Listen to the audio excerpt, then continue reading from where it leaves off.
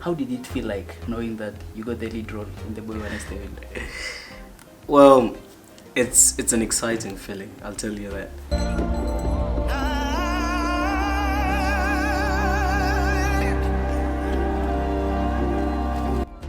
Before getting the role, did you know that you were going to play alongside Chiwetel? I knew, yeah, because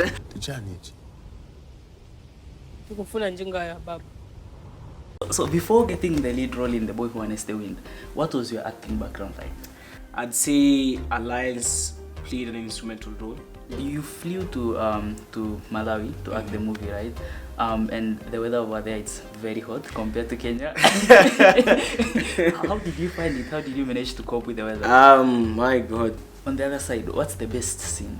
So there was this scene where we were running inside the greenhouse to get maize, and everyone was fighting to get it. Yeah.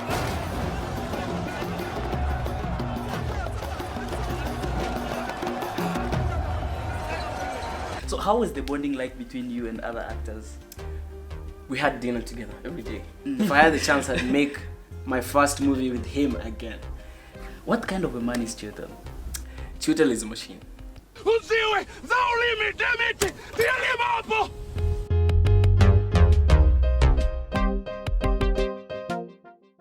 Welcome to Valuetent, and today I am with Maxwell Simba, who was the lead actor in The Boy Who Harnessed the Wind. Welcome, Maxwell. Thank you so much, man. It's nice to have you here. I'm glad I was able to come. Really appreciate. So just to get started, how did it feel like knowing that you got the lead role in The Boy Who Harnessed the Wind? Well, it's an exciting feeling, I'll tell you that. Because the audition process was lengthy, and a lot of work went to it in terms of the number of hours I had to put in to prepare for auditions. And in terms of, so sometimes we do Skype calls for auditions. So I had to, sacrifice a given amount of hours in my schoolwork to be able to make these calls and to be able to attend audition sessions even while school was going on. So it was a very exciting feeling also because, it was, so my dream growing up was to be in a TV commercial, but here I was being offered, a role in a movie. And I was very excited, to go on a movie set and to be part of the filmmaking process and to just shoot for the first time. So I think it was the best feeling ever. So I mean, before getting the role, did you know that you were going to play alongside Chiwetel? I knew, yeah, because part of the audition, so I went into the audition room after a couple of auditions, and Chiwetel had just flown in from UK. And so I walk in and he's right there, he's seated, and I'm like, oh my God, what is going on, And he walks up to me and he gives me a hug, and I'm like, oh, Chiwetel, just hug me, just act cool, But yeah, the first time I met him, I was just like, this is the guy, I want to be in this film because he's an incredible person in terms of filmmaking and even as a person outside filmmaking. Yeah, I mean, can you tell to our audiences who do not know Chiwetel who he is? If you do not know who Chiwetel is, I don't know what to tell you. But Chiwetel Ejiofor is known for having done a lot of roles. You might know him from 12 Years a Slave. You might know him from The Inside Man, 2012. He voices Lion King. He voices Scar in Lion King. Pastor, for missing the ceremony this morning. I answer to no one. Scar? Scar? Scar, Scar, Scar, Scar, Scar, no. And he's my father in The Boy Who Harnessed the Wind. And he's also in Maleficent too. So if you don't know him, I don't know what you're missing out on. But Chiwetel is a brilliant actor. He just got into the directing world and won the NAACP award for best director. Yeah. It was his debut role as a director. He's an amazing actor and equally an amazing director. Yeah, and in fact, for Inside Man, he acted alongside Denzel Washington. I mean, it's Denzel we're talking about here. Exactly. Yeah, Chiwetel has, I would say he's had a pretty solid career in terms of filmmaking. Yeah, because he's worked with the likes of Denzel Washington, Angelina Jolie, not once, not twice, and a lot of other big names, in the industry. So yeah, Chiwetel, I would say, is big shot. Yeah. So before getting the lead role in The Boy Who Harnessed the Wind, what was your acting background like? So my acting background dates back when I was still a a kid, like 6, 7, we'd go to church, stage plays and all that. I remember vividly was the story of Samuel. I was voicing God behind the curtain somewhere, Samuel, and all that. But then I got into primary school, also did skits and all that. But really took off when I got to Alliance. I had an amazing acting director. His name is Michael Jones, that I was privileged to work with. And that is when I was really shaped into, and sculpted into becoming an actor. And that is also where I was picked up by the casting director, Alexa Fogo, who picked me up for the role. I'd say Alliance played an instrumental role, because Alliance, other than its known background for academic success, they also have a pretty strong drama team, and they have very good actors amongst themselves. And so just being surrounded with all these people forces you to, grow out of your comfort zone. And after that, I did the film, and then I went to Rutgers. That's Mason Grove School of Arts, and that is also where I had a training session on acting and a couple of other courses, and the supervision of Kevin Kittle as my acting teacher. So actually, you said you went to Alliance. It's one of the most competitive schools in Kenya, right? Yeah. So how did you manage to balance, academics and acting at the same time? Because one of the things that you had to do was actually learn Chichewa. Yeah. So Alliance, for those who may not know, is the best school in Kenya for both boys. Is Alliance High School for the gents, and Alliance Girls High School for the ladies. So it's very competitive, and they only pick the creme de la creme of the country. So you'd be right to assume that everyone there is smart. So it was a very tough thing, to balance between my academics, learning Chichewa, and auditioning for the role and reading scripts and all that. But I was privileged to have friends that were always around me, pushing me, going on. You're like, oh bro, you're gonna be in a movie, keep pushing. I'm in my room. A friend comes in and they're like, bro, can we help you with anything? Can we help you with your lines? I'm like, thanks guys. My friend bought the book, The Boy Who Harnessed the Wind. I borrowed it and read it from my friend. So like you could see, it's a community where everyone is very supportive, and I was glad to be part of it. And it was hard, but both things mattered to me, my academics and my career as an actor. So I just had to strike a balance and make sacrifices to make sure that both of them flourished at the end of the day. You flew to Malawi to act the movie, right? And the weather over there, it's very hot compared to Kenya. How did you find it? How did you manage to cope with the weather? My God, the weather in Malawi. So we went there during the summer-ish, and it was hot. I remember there was a day we were shooting out in the field. I was shooting a very intense scene.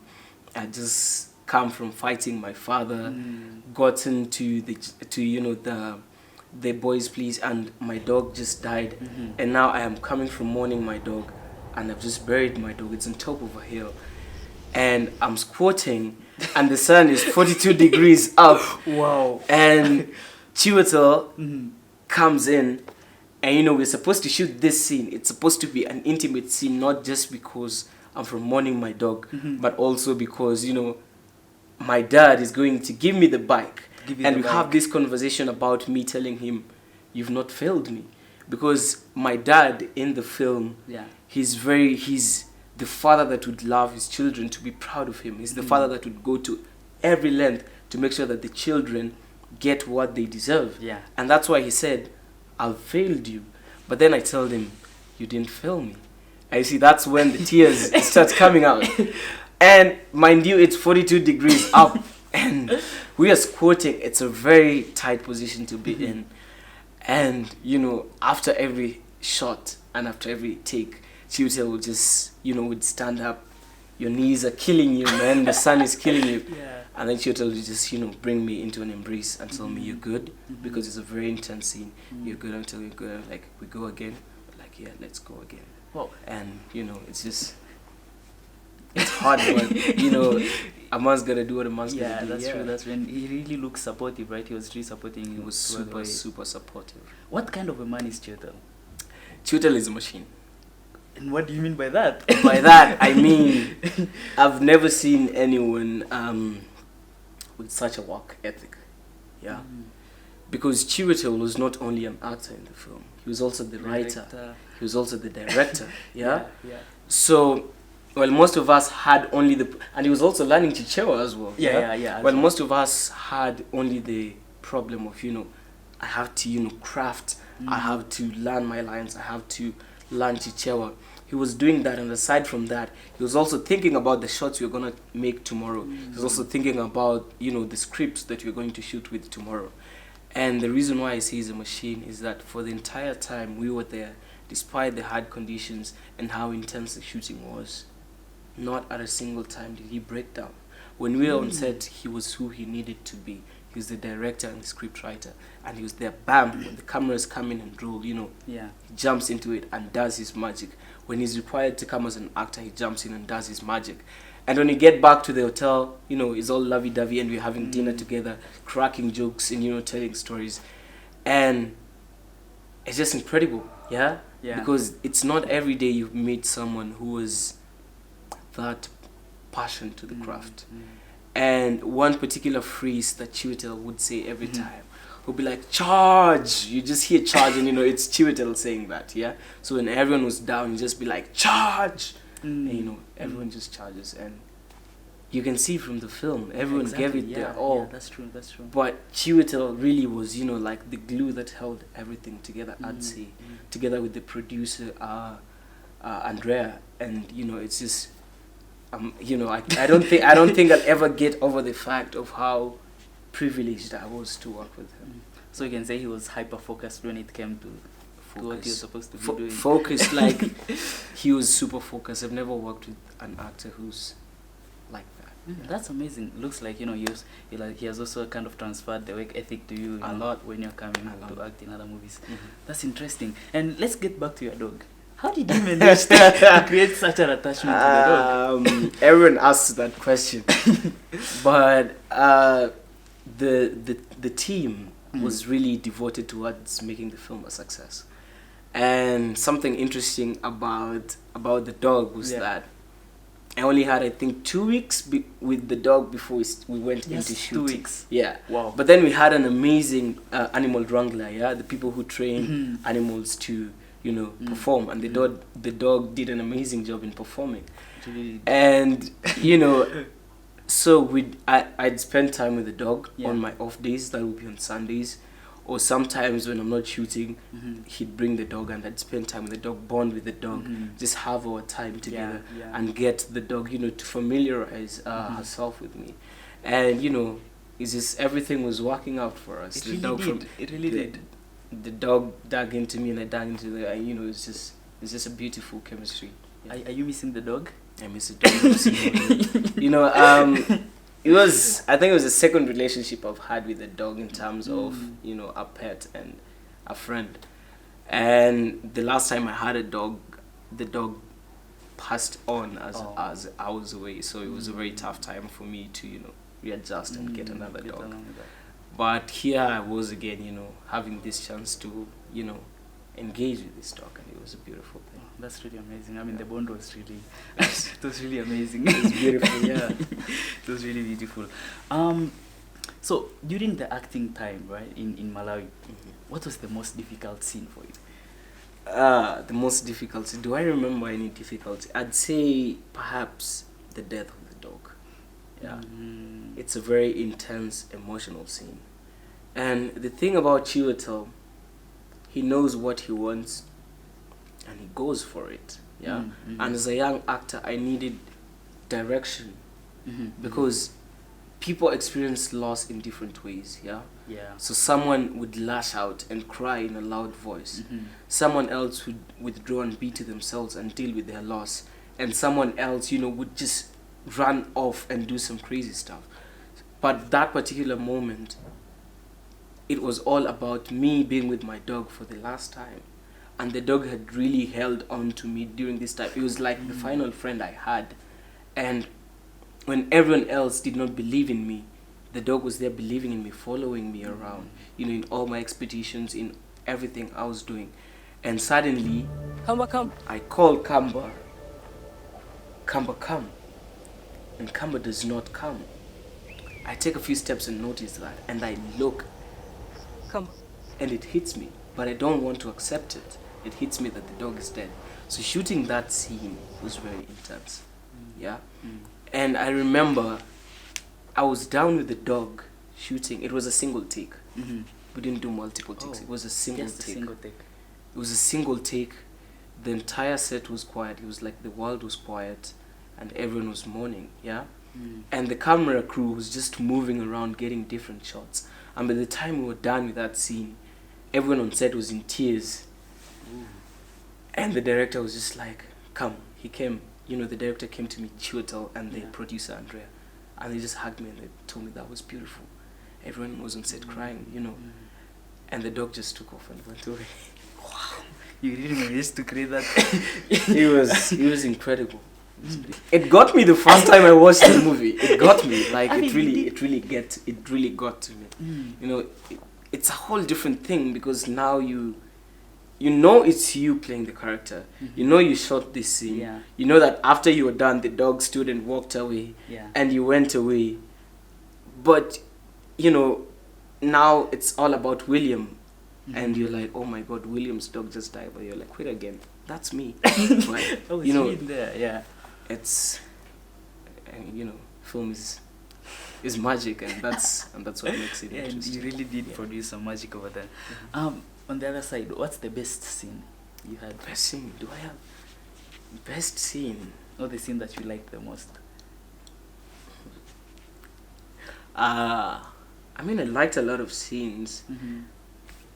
Most of them. I think one time we had a lot of fun on set. Was when we had the stunts man on set. Yeah. So there was this scene where we were running inside the greenhouse to get maize, and everyone was fighting to get it. And everything. Yeah. It was a super interesting scene to shoot and to work with the stunts person. Yeah. And to be in harm's way but not get harmed. And you know, they're incredible people and they're very professional because I'm running towards the door. Someone pushes me, I bump into the door. Yeah. I somehow managed to sneak in, and it looks so real on screen, but I actually don't get hurt. Yeah. And when the chief gets shot and the chief gets hit at the rally, it's an incredible scene as well, because at home the person watching it is a very graphic scene in terms of how the chief is hit and all that. But on set, it's very interesting how it is shot and how, you know, the stuntsmen do their work. And I remember this particular shot.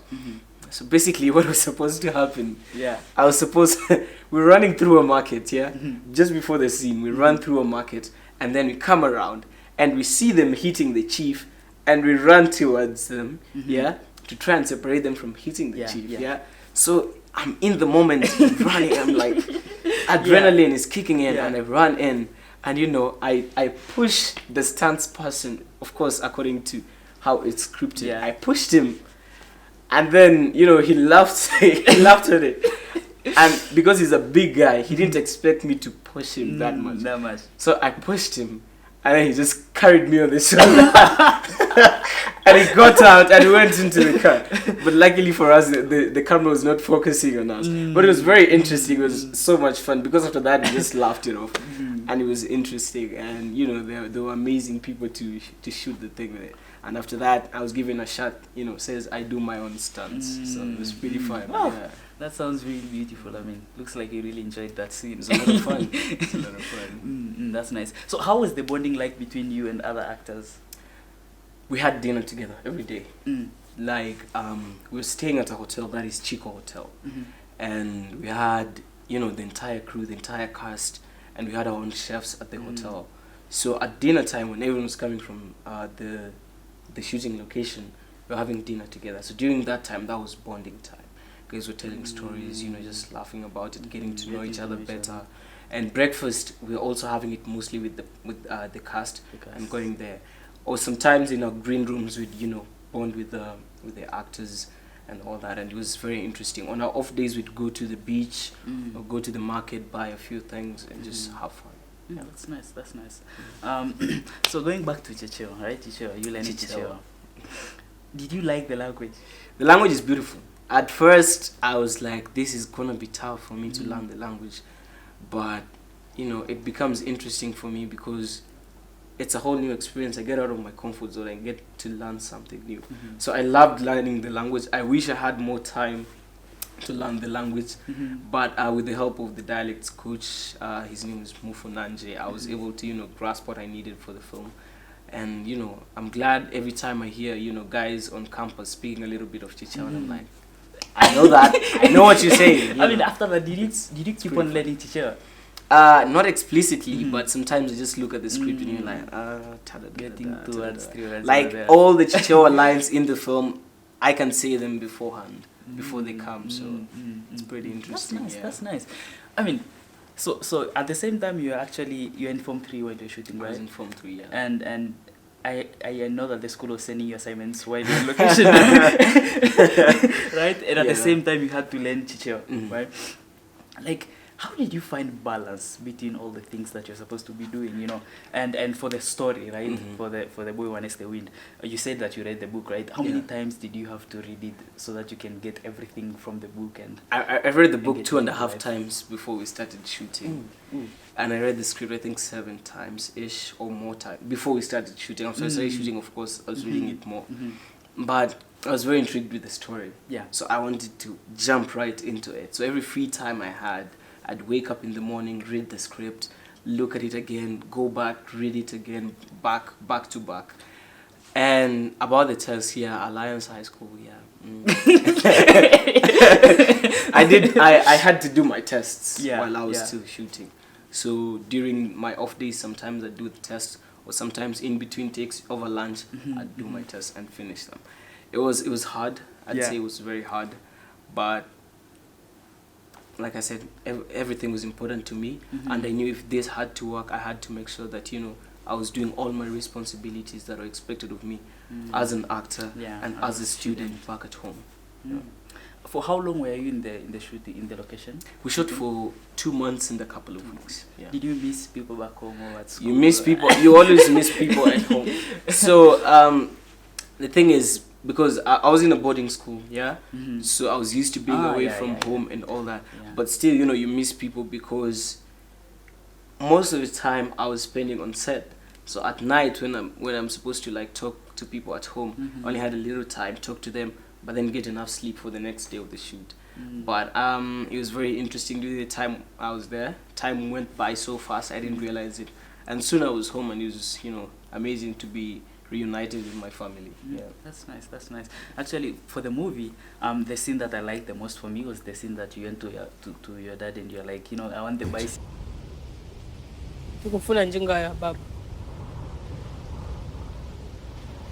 It's very funny. Sometimes I watch it and I'm like, the guts that boy had to just go to the father and be like, Dad, we want it. In my mind when I was shooting the scene, the line was, Dad, we want the bike. But in my head it was like, Dad, we want the bike, we don't want to hurt you, just give us the bike. And it's very interesting for us to shoot. And I remember the look in Chiwetel's face as we were doing that scene. It terrified me. Because the guy, Chiwetel, when it comes to crafting, he crafts really well. And so when you're shooting, he's in the moment, he's alive, he's fully alive.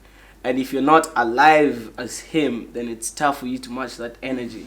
So I remember shooting and the look he had and everything that was going on inside him, just from what he was expressing, I was like, oh, this is serious. And so I had to also get serious about, we want the bike, we don't want to hurt you, but just give us the bike, And it was very interesting to shoot because it's very intense at that time. But immediately it's cut. It's like, are you guys okay? You guys okay? And it's just like, wow, how do you just move from here to here? All of a sudden you switch. But I think I learned a lot from him as a creative. That's nice.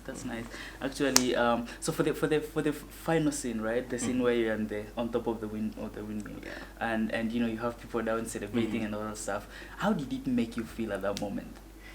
It's very interesting. Of course, I wanted to go higher in the windmill, but because of safety, they were like, nah, don't go too high. But it was very interesting to be up there. And, like I imagine what was going on in William's mind when he was up there, and he looks down and sees his parents, you know, looking up to him, and the pride that they have, the joy that they have. you know, it's very, and that's why it's such a beautiful scene to end with, to start with. So when I was on top there, the wind was like rushing, and the windmill was moving, and I was hearing this swooshing sound, like, and I look down and I see Chiwetel and Isa, who's my mom in the film, and you know, it's an overwhelming feeling, and I'm just like, is this what William felt? Because if this is what he felt, then it's an amazing feeling that everyone should be able to feel when their parents are proud of them. That's nice. That's nice. Speaking about William, did he? I believe you did meet him, right? I mean, yeah, he came to set. We met. We had some fun conversations. After that, we met in the US and in Germany for premieres and all that. And yeah, it was great meeting him. By the way, how did he feel about the movie? You know, you portraying him. I don't know. You have to ask him that. I don't know, but I guess he was very proud that his story was being told, and that it was being told in this particular way with someone who's experienced with storytelling. That is Chiwetel. Yeah, exactly. And you know, everyone on set wanted to make him proud because it was his story. I don't need someone else's story. You have to tell it the right way. Yeah, exactly. That's why we shot it in Malawi at the exact same place that these events took place. And in fact, speaking of, you know, you having to tell it in the right way, Chiwetel worked for 10 years, right? Close to 10 years, actually. Yeah, the story. Because the first time he came in contact with the book was, I believe, 2008. And from then, since 2017, he was just constantly working on the script, how he's gonna shoot it, who he's gonna shoot it with, developing himself into the character, and you know, going back and forth from Malawi, establishing relationships and looking at locations and all that. And that's why I say, you know, he's an incredible person. I don't know how many people have that commitment towards the craft that you'd wait for 10 years for a story to materialize. And you know, Chiwetel is just Chiwetel. And I think, you know, you making your first movie with him was such an amazing experience for you as oh my god, I like, if I had the chance, I'd make my first movie with him again, because the way that he impacted me as an actor is this, because after that my mind was made up. This is my path. This is what I want to do. This is the guy in whose footsteps I want to follow. 10, 20 years down the line, I want to be like him. So after the movie, it also changed your thinking about my whole narrative. Career and changed the whole narrative. Yeah, that's interesting. What are some of the lessons that you also drew from the movie? You know, we got lessons from the movie. How about you as an actor? It's determination. Determination was crucial. Yeah. For William, and also for we as actors, in terms of telling his story.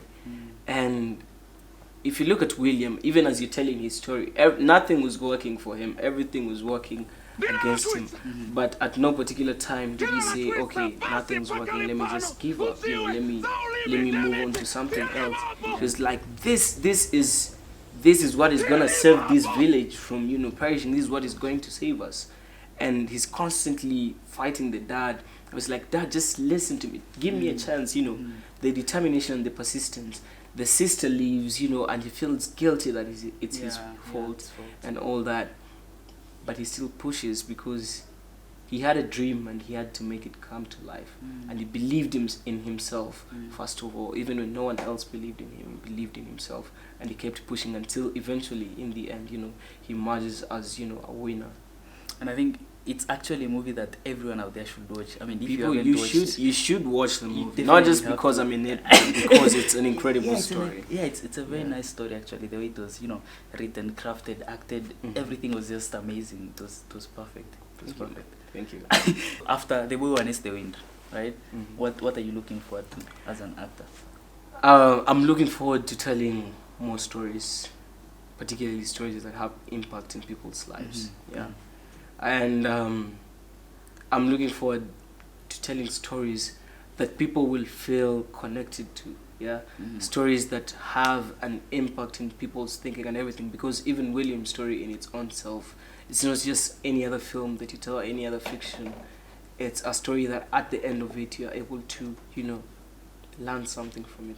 And that's what I'd love for me, because that's the whole job of an actor, to tell stories. And that's what I want to do, stories, and particularly stories about winning in the continent. Yeah. That's nice. I mean, we actually, as people from the continent, we really feel proud of you, of the story, and of the arts in general. Because I think it's it's a promising future for the acting careers in the continent. Definitely. That's really nice. It's amazing. And we're really proud of you. What are some of the projects that we should be looking forward to? I can't talk much about that right now. But as soon as I can talk about them, I'll let you guys know. That's awesome. Lastly, who are some of the guys that inspire you in the Chiwetel is one of them. Of course, it's Chiwetel. if I didn't mention him, no. So Chiwetel, and there's Daniel Kaluuya as well. You might know him from Get Out. He's an incredible actor, British Ugandan actor. The story is told by Jordan Peele. The acting of that guy is incredible. It's genius, and the fact that he's British, but you can't tell it from the film. Just talks into how much commitment he gave to making sure that the character is brought to life. And I'm inspired by him as a person as well. That's really nice, and we are looking forward to your future projects. Thank you. We really are, and yeah, that's it. I think thank you very much. Actually, really appreciate having you. It was a nice interview. Thank you. It was a pleasure, man. Thank you. Pleasure. Appreciated. Thank you for watching. And if you haven't, please don't forget to subscribe to Valuetent for more videos. Thank you. Peace.